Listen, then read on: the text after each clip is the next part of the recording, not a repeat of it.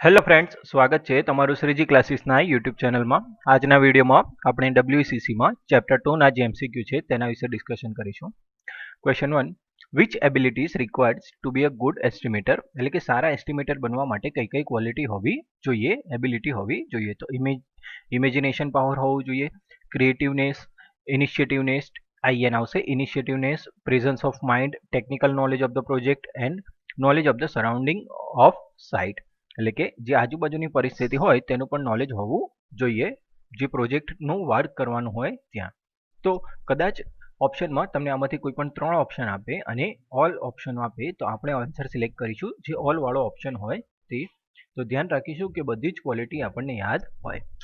If the estimated value is less than one should bear, if એટલે કે જો આપણે એસ્ટિમેટેડ વેલ્યુ ઓછી હોય તો જે એસ્ટિમેટર હોય તેને શું સહન કરવું પડે છે, તો લોસ સહન કરવો પડે છે. તો ધ્યાન રાખીશું. If the estimated value is more than, જો એસ્ટિમેટેડ વેલ્યુ વધારે હોય તો પ્રોજેક્ટ વિલ નોટ એપ્રુવડ, એટલે કે જે પ્રોજેક્ટ એપ્રુવડ થાય નહીં, અને one can't survive in competition, એટલે કે કોમ્પિટિશનમાં કોઈ સર્વાઈવ કરી શકતું નથી. જે પણ કંપની અથવા જે પણ ઇન્ડસ્ટ્રી કામ કરવાની હોય તે સર્વાઈવ કરી શકતી નથી કોમ્પિટિશનમાં. તો આ ખાસ ધ્યાન રાખીશું. આના જે એસ્ટિમેટેડ વેલ્યુ ઓછી હોય તેની પણ આડઅસર હોય છે અને વધારે હોય તેની પણ આડઅસર હોય છે. For estimation one can get idea of, તો એસ્ટિમેશનથી આપણને કઈ આઈડિયા આવે છે, તો કોસ્ટ ઓફ પ્રોજેક્ટ, એટલે કે પ્રોજેક્ટની કિંમત કેટલી હશે, ક્વોન્ટમ ઓફ વર્ક, એટલે કે કેટલું વર્ક કરવું પડશે, તમારે મટીરિયલ કેટલું જોઈશે, ઇક્વિપમેન્ટ્સ કયા, મશીનરી કઈ અને લેબર કયા પ્રકારના જોઈશે, તમારે કોઈ સ્પેશિયલ સ્કિલ્ડવાળા વર્કર જોઈશે કે નહીં, અને પ્રોફિટ અથવા લોસનો જે પણ અંદાજો હોય તે આપણને આવી જાય છે. The process of forecasting of the probable cost of material, labor, machine and tools etc. to carry any project and to complete with time limit is known as, એટલે કે કોઈ પણ કામ માટે મટીરિયલ, લેબર, મશીન અને ટૂલ્સની કિંમતને forecast કરવી, એટલે કે પહેલેથી નિર્ધારિત કરવાની અને પ્રોજેક્ટને ટાઈમ પર પૂરો કરવાની જે કન્ડિશન છે તેને શું કહેવામાં આવે, તો એસ્ટિમેશન કહેવામાં આવે છે. ટાઈપ ઓફ એસ્ટિમેશન, એસ્ટિમેશનના પ્રકાર કયા કયા છે, તો એપ્રોક્સિમેટ એસ્ટિમેશન અને સાયન્ટિફિક ઓર ડિટેલ્ડ એસ્ટિમેશન, બે પ્રકારના એસ્ટિમેશન છે. તો એમસીક્યુમાં ઓપ્શન તમને કદાચ આવા આપે, એ approximate, B scientific, C detailed અને ડી ઓલ, તો આન્સર આવશે ઓલ્ડ, કેમ કે સાયન્ટિફિકનું જ બીજું નામ છે ડિટેલ્ડ, તો આ પણ ધ્યાન રાખીશું. અથવા તો આ રીતના ઓપ્શન આપે કે A approximate, B scientific, C both અને ડી નન, તો આન્સર આવશે સી બોથ. તો બંને પ્રકારના એમસીક્યુ આપણે ધ્યાનમાં રાખીશું. Scientific estimation is also known as, scientific એસ્ટિમેશનને શેના તરીકે ઓળખવામાં આવે છે, તો ડિટેલ્ડ એસ્ટિમેશન તરીકે પણ ઓળખવામાં આવે છે. Approximate estimation prepared by the person having, approximate estimation કેવા વ્યક્તિ દ્વારા બનાવવામાં આવે છે, તો જેને ઓછું નોલેજ હોય, લિટલ નોલેજ હોય તેવા વ્યક્તિ દ્વારા બનાવવામાં આવે છે. Scientific estimation prepared by the blank person, scientific estimation કેવા વ્યક્તિ દ્વારા બનાવવામાં આવે છે, તો એક્સપર્ટ પર્સન દ્વારા બનાવવામાં આવે છે. વિચ એસ્ટિમેશન ઇઝ એક્યુરેટ, કયું એસ્ટિમેશન એક્યુરેટ હોય છે, તો સાયન્ટિફિક એસ્ટિમેશન એક્યુરેટ હોય છે. આમાંથી કદાચ તમને ઊંધો ક્વેશ્ચન પૂછે કે which estimation is not accurate, તો જે એપ્રોક્સિમેટ એસ્ટિમેશન છે તે એક્યુરેટ હોતું નથી. In which type of estimation excess or shortage of material occur, એટલે કે કયા પ્રકારના એસ્ટિમેશનમાં જે મટીરિયલ હોય છે તે કાં તો વધી જાય છે અથવા તો ઘટી જાય છે, તો તે એપ્રોક્સિમેટ એસ્ટિમેશનમાં થાય છે. આવી જ રીતે કયા પ્રકારના એસ્ટિમેશનમાં મટીરિયલ વધી જવાની અથવા ઘટી જવાની સંભાવના ઓછી હોય છે, અહીંયા ધ્યાન રાખીશું, લિટલ ચાન્સ છે, એટલે કે ઓછી હોય, તો સાયન્ટિફિક એસ્ટિમેશનમાં. Which type of estimation required little ability and skill, એટલે કે કયા પ્રકારના એસ્ટિમેશનમાં ઓછી એબિલિટી અને સ્કિલની જરૂર હોય છે, તો એપ્રોક્સિમેટ એસ્ટિમેશન. બરાબર, તો ધ્યાન રાખીશું કે એપ્રોક્સિમેટ એસ્ટિમેશનમાં જે એબિલિટી અને સ્કિલ હોય છે તેની જરૂરિયાત ઓછી હોય છે. Which type of estimation required greater ability and skill, તો કયા પ્રકારના એસ્ટિમેશનમાં જે એબિલિટી અને સ્કિલ હોય છે તેની સૌથી વધારે જરૂર હોય છે, તો સાયન્ટિફિક એસ્ટિમેશનમાં. તો આ પણ ખાસ ધ્યાન રાખીશું. અહીંયાથી કદાચ ક્વેશ્ચન આવી રીતે પૂછી શકે કે અલગથી પૂછવું હોય તો approximate estimation required blank ability and skill, તો કદાચ ઓપ્શન આપી દે લિટલ, ગ્રેટર, બરાબર, એવી રીતે મોડરેટ અને અલગ ઓપ્શન આપે તો આન્સર આવશે લિટલ. એવી જ રીતે scientific estimation required blank ability and skill. તો આ પણ આપણે ખાસ ધ્યાન રાખવાનું છે. તો કદાચ આ બંને વર્ડને લઈને પણ તમને MCQ પૂછી શકે છે. In which type of estimation every possibility of uncompletion of work, wastage of time and money present? કયા પ્રકારના એસ્ટિમેશનમાં પ્રોજેક્ટ પૂરો ન થવાની, ટાઈમ બગડવાની અને મની પણ બગડવાની સંભાવના હોય છે? તો એપ્રોક્સિમેટ એસ્ટિમેશનમાં હોય છે. In which type of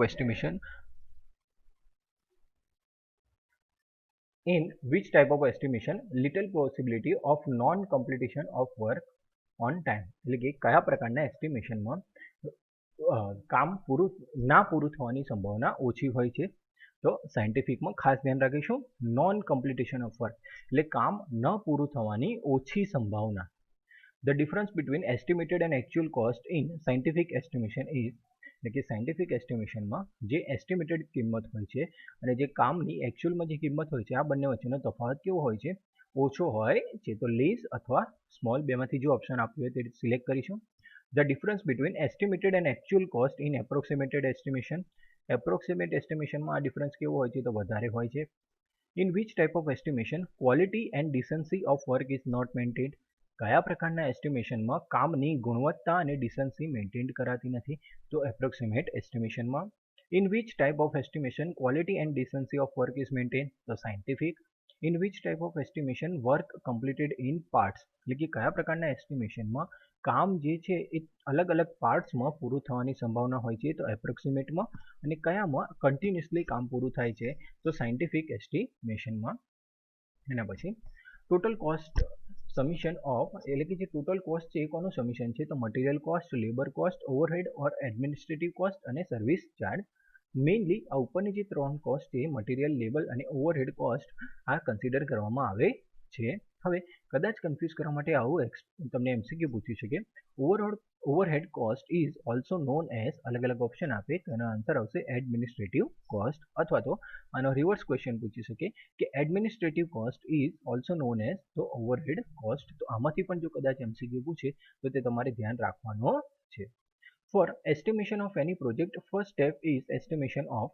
કોઈપણ પ્રોજેક્ટના એસ્ટિમેશન માટે સૌથી પહેલું સ્ટેપ કયું છે? તો મટીરિયલની કોસ્ટ એસ્ટિમેટ કરવી. By using blank or blank estimation of material cost become easy. એટલે કે કોની મદદથી જે મટીરિયલનું એસ્ટિમેશન છે તે ઇઝી થાય છે? તો પ્રાઇસ કેટાલોગ અથવા શેડ્યુલ ઓફ રેટ્સ. તો આ બંનેની મદદથી આપણે મટીરિયલનું એસ્ટિમેશન છે તે સરળતાથી કરી શકીએ છીએ. Schedule of rates published for how many years? Schedule of rates કેટલા વર્ષ માટે પબ્લિશ કરવામાં આવે છે? તો 3 વર્ષ માટે પબ્લિશ કરવામાં આવે છે. SOR prepared by which department? SOR કયા ડિપાર્ટમેન્ટ માટે પ્રિપેર કરવામાં આવે છે? તો PWD અને DGSDG ભરે પબ્લિશ કરવામાં આવે છે. બીજી ઘણી બધી કંપનીઓ વડે પણ પબ્લિશ કરવામાં આવે છે, પરંતુ ગવર્મેન્ટમાં આ બંને ડિપાર્ટમેન્ટમાં નામ આપણને આપ્યા હતા એટલે આ બંને ઇન્ક્લુડ કર્યા છે. PWD નું પૂરું નામ શું છે? તો પબ્લિક વેલફેર ડિપાર્ટમેન્ટ. અને DGSDG નું નામ શું છે? તો department of general supply and disposal. એના પછી ટાઈપ્સ ઓફ લેબર. લેબર કેટલા પ્રકારના હોય છે? તો હાઈલી સ્કિલ્ડ લેબર. તો હાઈલી સ્કિલ્ડ લેબર શેમાં આવે છે? માં કોણ આવે છે? તો ટેકનિકલ એક્સપર્ટ આવે છે. તો આમાંથી પણ એક MCQ નીકળી શકે છે કે સૌથી પહેલા તો તમારે 4 નામ યાદ રાખી લઈશું કે types of labour, highly skilled labour, semi skilled labour, skilled labours ને અનસ્કિલ્ડ લેબર્સ. બરાબર. તો કદાચ MCQ આવું પૂછે, from following which are the types of labour? From following which are the types of labor? Highly skilled, semi skilled, skilled laborers and all.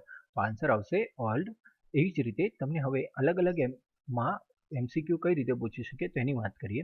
તો સૌથી પહેલા highly skilled labour, તેમાં કોણ આવશે? Technical expert. તો કદાચ MCQ આવું પૂછે કે technical expert consider in which type of labour? તો આન્સર આવશે હાઈલી સ્કિલ્ડ લેબર. એના પછી semi skilled labour.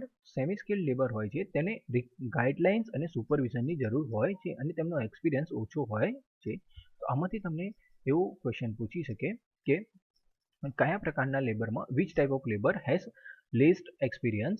Which type of labour has less experience? તો સેમી સ્કિલ્ડ લેબર્સ. એના પછી સ્કિલ્ડ લેબર્સમાં છે required continuous guidance and lack of experience. તો આમાં બંનેમાંથી આપણને MCQ મળી શકે. કઈ રીતે? તો which type of labour require continuous guidance? તો આન્સર આવશે skilled labour. Which type of labours has lake of experience, એટલે કે કયા પ્રકારના લેબલમાં એક્સપિરિયન્સની કમી હોય છે, તો સ્કિલ લેબર્સ. તો આ બંનેમાંથી પણ એમસીક્યુ પૂછી શકે છે. એના પછી અનસ્કિલ્ડ લેબર, તો નો એક્સપિરિયન્સ એન્ડ સ્કિલ, એટલે કે તેમાં કોઈ પણ એક્સપિરિયન્સ હોતો નથી અને તેમનું કોઈ સ્કિલ હોતું નથી. તે શેના તરીકે કામ કરે છે, તો હેલ્પરના તરીકે કામ કરે છે.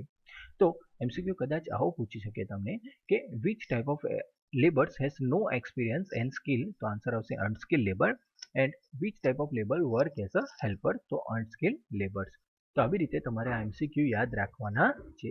તમે જોઈ શકો છો, જો આ રીતે એમસીક્યુ નીકળવા જઈશું તો આટલા ટેબલમાંથી જ આપણે 8 થી 9 એમસીક્યુ પ્રિપેર કરી શકીશું.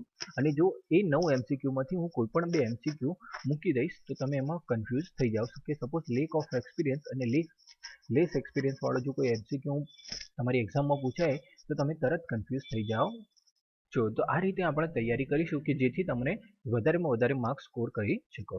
The type and number of labours are estimated depends on, એટલે કે લેબર્સના પ્રકાર અને એમની જરૂરિયાત જે હોય છે તે શેના પરથી નક્કી કરવામાં આવે છે, તો type and quantum of work, એટલે કે કેટલા લેબર્સ જોઈશે અને કયા પ્રકારના લેબર જોઈશે તે આપણે શેની મદદથી નક્કી કરી શકીએ છીએ, તો type and quantum of work. In electrical installation cost of labour decide on basis, electrical ઇન્સ્ટોલેશનમાં લેબરની કોસ્ટ શેના પર નક્કી કરવામાં આવે છે, તો કે પર પોઈન્ટ પર નક્કી કરવામાં આવે છે. Overhead or administrative cost is depends on, overhead અથવા એડમિનિસ્ટ્રેટિવ કોસ્ટ શેના પર ડિપેન્ડ કરે છે, તો ક્વોન્ટમ ઓફ વર્ક પર ડિપેન્ડ કરે છે. Overhead or administrative cost is blank percent of material cost. Overhead અથવા એડમિનિસ્ટ્રેટિવ કોસ્ટ છે એ મટીરિયલ કોસ્ટના કેટલા ટકા હોય છે, તો 5 થી 15% હોય છે. એના પછી ટોટલ કોસ્ટની વાત કરી તો ટોટલ કોસ્ટમાં ક્વોન્ટિટી અને total material required, cost of labour આવી જાય, ટ્રાન્સપોર્ટેશન કોસ્ટ, એડમિનિસ્ટ્રેટિવ કોસ્ટ અને પ્રોફિટ કન્સિડર કરવામાં આવે છે. Material and labour cost also cold blank cost. Material અને લેબર કોસ્ટ હોય છે તેમને કેવી કોસ્ટ તરીકે પણ ઓળખવામાં આવે છે, ડાયરેક્ટ કોસ્ટ તરીકે પણ ઓળખવામાં આવે છે. With increasing height of work blank decrease and material handling cost blank, એટલે કે જે વર્કિંગ પ્લેસ હોય છે તેની હાઇટ ઇન્ક્રીઝ થાય તો જે એફિશિયન્સી હોય છે તે ડિક્રીઝ થાય છે અને મટીરિયલ હેન્ડલિંગ કોસ્ટ જે છે તે ઇન્ક્રીઝ થાય છે. એના પછી સ્ટાન્ડર્ડ પરચેસ પ્રોસિજર, તો ઇન્ક્વાયરી બેઝ, ટેન્ડર બેઝ અને રીટ કોન્ટ્રાક્ટ બેઝ. તો એમસીક્યુ આવો પૂછે from following which are the standard purchase procedure. 3 option આ જ આપેલા હોય અને ડી ઓપ્શન હોય ઓલ, તો આન્સર સિલેક્ટ કરીશું all. Inquiry base purchase procedure used for amount of, inquiry base purchase procedure કેટલી કિંમત માટે વાપરવામાં આવે છે, તો 25,000. How many suppliers or contractors contact four inquiry, inquiry માટે કેટલા સપ્લાયર્સ અથવા કોન્ટ્રાક્ટર્સને કોન્ટેક્ટ કરવામાં આવે છે, તો 3 થી 4 જણ. Tender base procedure purchase procedure used for project amount of more than 25,000, એટલે 25,000 કરતાં વધારે હોય તેમાં. Government, semi government, public organization adopts which purchase procedure. Government છે, સેમી ગવર્મેન્ટ છે અને પબ્લિક ઓર્ગેનાઇઝેશન છે એ કયા પ્રકારની પરચેસ પ્રોસિજર વાપરે છે, તો ટેન્ડર બેઝડ વાપરે છે. In tender base purchase procedure inquiry is made on, tender base purchase પ્રોસિજરમાં ઇન્ક્વાયરી શેમાં કરવામાં આવે છે, તો ન્યૂઝપેપરમાં કરવામાં આવે છે. Which money need to submit with tender, tender સાથે કઈ મની તમારે સબમિટ કરવાની હોય છે, તો EMD મની સબમિટ કરવાની હોય છે, અર્નેસ્ટ મની ડિપોઝિટ. એના પછી વિચ ટેન્ડર ઇઝ સિલેક્ટેડ, તો જે લોએસ્ટ વેલ્યુનું ટેન્ડર હોય છે તેને સિલેક્ટ કરવામાં આવે છે. The method to prepare unit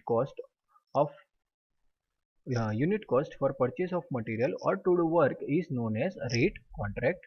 rate contract method adopted by small industries. Rate contract method છે એ કઈ ઇન્ડસ્ટ્રી વડે અપનાવવામાં આવે છે, તો small industries. A legal procedure to carry out some work service between two parties called, એટલે કે કોઈ વર્ક કેરી કરવા માટે લીગલ પ્રોસિજર કરવામાં આવે બે પાર્ટીસ વચ્ચે તેને શું કહેવાય, contract. The term contract is derived from which word, તો કોન્ટ્રાક્ટ ટર્મ કયો વર્ડ છે, તો લેટિન વર્ડ છે. When proposal is accepted it becomes, જ્યારે પ્રપોઝલને એક્સેપ્ટ કરવામાં આવે ત્યારે તે શું બને છે, તો પ્રોમિસ બને છે. A promise with some consideration is called, promise કોઈ થોડા કન્સિડરેશન સાથે હોય તો તેને શું કહેવામાં આવે, એગ્રીમેન્ટ કરવામાં આવે છે. Contract must be in blank form, contract કેવા ફોર્મમાં હોવો જોઈએ, તો કોન્ટ્રાક્ટ હંમેશા રિટર્ન ફોર્મમાં હોવો જોઈએ. Lump sum contract use for, lump sum contract કેવા કામ માટે વપરાય છે, તો સ્મોલ અથવા માઇનર જોબ માટે વપરાય છે. In which type of contract work are summarise, કયા ટાઈપના કોન્ટ્રાક્ટમાં વર્ક જે હોય છે એને સમરાઇઝ કરવામાં આવે છે, તો item rate contract. Which type of contract is use for public work માટે કયું કોન્ટ્રાક્ટ વપરાય છે, તો item rate. Which contract is known as measured and value contract, કયો પ્રકારનો contract measure and value contract કહેવામાં આવે છે, તો item rate contract.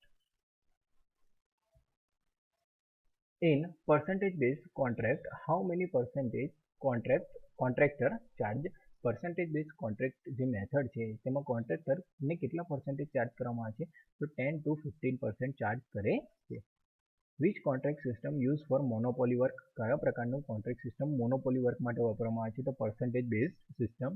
In which type of contract every work pertaining to the contractor done by contract, અહીંયા contract આવશે, એટલે કે કયા પ્રકારના કોન્ટ્રાક્ટમાં જે બધું જ વર્ક જે કોન્ટ્રાક્ટને લગતું હોય છે, ખાસ ધ્યાન રાખજો અહીંયા જે બધું જ વર્ક છે જે કોન્ટ્રાક્ટને લગતું હોય છે તે કોન્ટ્રાક્ટર દ્વારા કરવામાં આવે છે, તો complete or trunk contract.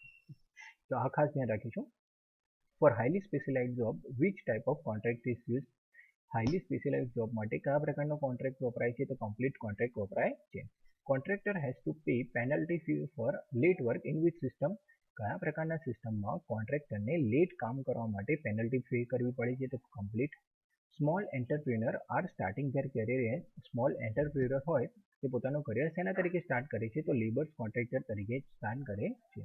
A blank is a priced offer for a definite type of job work in response to an inquiry. તો એ છે ટેન્ડર. ટાઈપ્સ ઓફ ટેન્ડર કયા છે, તો પબ્લિક, સિલેક્ટિવ ઓર લિમિટેડ અને ટેન્ડર બાય નેગોશિએશન. તો ખાસ ધ્યાન રાખીશું ઉપરના બેમાં ટાઈપ પ્રમાણે છે. જે પબ્લિક છે તો નામ પરથી જ પબ્લિક વર્ક માટે વપરાય છે, પણ સિલેક્ટિવ ઓર લિમિટેડ જે ટેન્ડર છે એ શેના માટે હોય છે, તો સાયન્ટિફિક રિસર્ચ વર્ક, એટલે કે જેમાં વધારે રિસર્ચની જરૂર હોય અથવા જેમાં જે ગુણવત્તા હોય કામની એ વધારે હોય તેવા કામ માટે જરૂરી છે, તો એ પણ ખાસ ધ્યાન રાખીશું. The amount required to be paid while purchasing the blank tender form is called, જ્યારે બ્લેન્ક ટેન્ડર ફોર્મ પરચેસ કરીએ ત્યારે જે કિંમત પે કરવાની હોય તેને શું કહેવાય છે, Ernst money deposit. EMD is how many percentage of total cost of tender, EMD એ જે કામની ટોટલ કિંમત હોય તેના કેટલા પર્સન્ટેજ હોય છે, તો 2 થી 5% હોય છે. Generally EMD is how many percentage of total cost of tender, સામાન્ય રીતે EMD કેટલા પર્સન્ટેજ હોય છે, તો 5% હોય છે. અહીંયા સામાન્ય એક જ વેલ્યુમાં કિંમત હતી 5%, પણ અહીંયા ધ્યાન રાખીશું કે 2 થી 5% હોય છે, એટલે બંને પ્રકારના જે ઓપ્શન હોય તો બંને પ્રકાર માટે ધ્યાન રાખીશું. EMD is paid by check or DD, આ પણ ખાસ ધ્યાન રાખીશું કે EMD તમારે જો પે કરવી હોય તો તમે શેની મદદથી પે કરી શકો છો, તો ચેક અથવા ડીડીની મદદથી પે કરી શકાય છે. તો ઓપ્શન હોય એ ચેક, બી ડીડી, સી બોથ અને ડી ઓલ, તો આન્સર આવશે C both. EMD is refunded, EMD ક્યારે રિફંડેડ કરવામાં આવે, તો ટેન્ડર ઇઝ નોટ એક્સેપ્ટેડ, એટલે કે જો ટેન્ડર એક્સેપ્ટ ના થયું હોય તો, અને વર્ક કમ્પ્લીટેડ સેટિસ્ફેક્ટરી, એટલે કે જો કામ સેટિસ્ફેક્ટરીલી પૂરું થયું હોય તો આ બંને કેસમાં તમે જે EMD સબમિટ કરી છે એ તમને પાછી આપવામાં આવે છે. આના સિવાયના જે પણ કારણો હોય એમાં તમને EMD પાછી આપવામાં આવતી નથી, જેમ કે તમે જો ટેન્ડર કામ ગુણવત્તાભર્યું કર્યું ના હોય અથવા તો કામ કીધું હોય એ પ્રમાણે ના હોય, તો એવા ઘણા બધા કેસીસમાં EMD પાછું રિફંડ કરવામાં આવતું નથી. તો અહીંયા રિફંડ કરવાના બે જ કારણ છે, તો આપણે આ બે કારણ યાદ રાખીશું. તો કયા કારણમાં ના રિફંડ થઈ શકે, તો તે આપણને જલ્દી યાદ રહેશે. Tender fee is in the form of, tender fee કયા ફોર્મમાં હોય છે, તો કેશ અથવા મની ઓર્ડરના ફોર્મમાં હોય છે, આ પણ ખાસ ધ્યાન રાખીશું.